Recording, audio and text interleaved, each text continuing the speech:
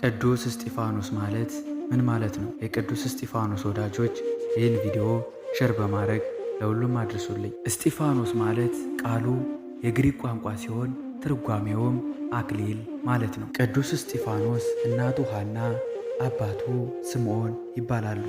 ደጋጎችና እግዚአብሔርን የሚፈሩ ክርስቲያኖች ነበሩ።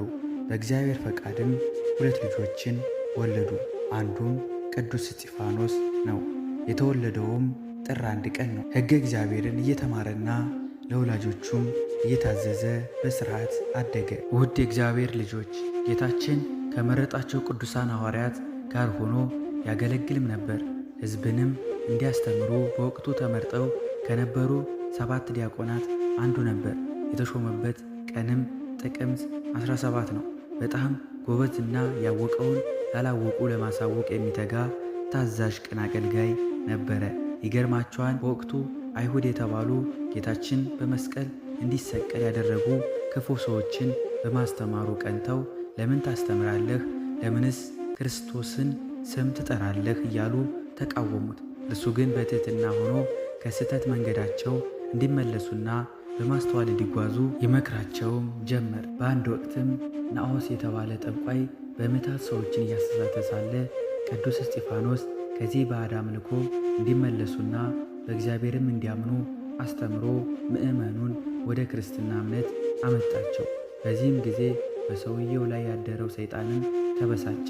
ጠንቋዩን ናዖስንም በምትሃት በአስማት አንድን በሬ እፍ ሲልበት ለ2 ክፍል አለ። ከዚያም ሕዝቡ ይህን ሲያይ እውነት መሰላቸውና ጠንቋዩን ሊከተሉት ልባቸው አመነታ። ቅዱስ እስጢፋኖስም ከእግዚአብሔር በተሰጠው ታምራት የማድረግ ሥልጣን ያንን የሞተ በሬ አስነሳውና በሰው ቋንቋ እንዲናገር ናዖስንም እንዲጠራው አዘዘው። በሬውም ሂዶ ናዖስ እስጢፋኖስ ይጠራሃል አለው።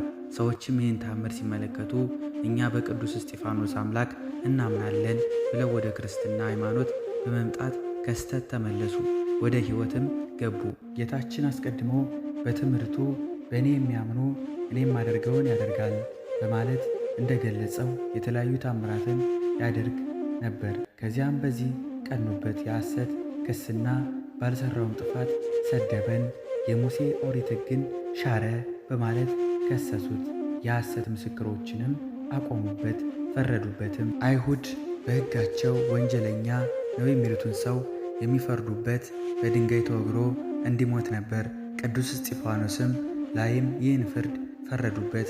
እውነትን በማስተማሩ ስለ ክርስቶስ በመመስከሩ ጠንቋዮችን፣ ሐሰተኞችን በመቃወሙ ወንጀለኛ ነው፣ ሕጋችንም ተላልፏል፣ ሰድቦናን በማለት በድንጋይ ተወግሮ እንዲሞት ፈረዱበት። ከዚያም ከከተማዋ በስተ ውጭ አውጥተው ድንጋይ እያነሱ ይወግሩት ይደበድቡትም ጀመር። በጣም ብዙ ድንጋዮችንም ተከመሩበት። የሚገርማችሁ በድንጋይ እየወገሩት እየፈነከቱት ሲያደሙት፣ እርሱ ግን ስለ እነርሱ ይጸልይ ነበር።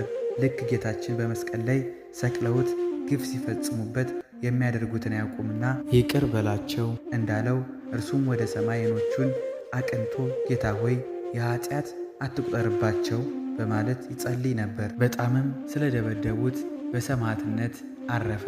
ይህም የሆነው በተወለደበት ጥር 1 ቀን ነው። አምላከ ቅዱስ እስጢፋኖስ በረከቱን ያድለን፣ አሜን። ቸር ይግጠማችሁ።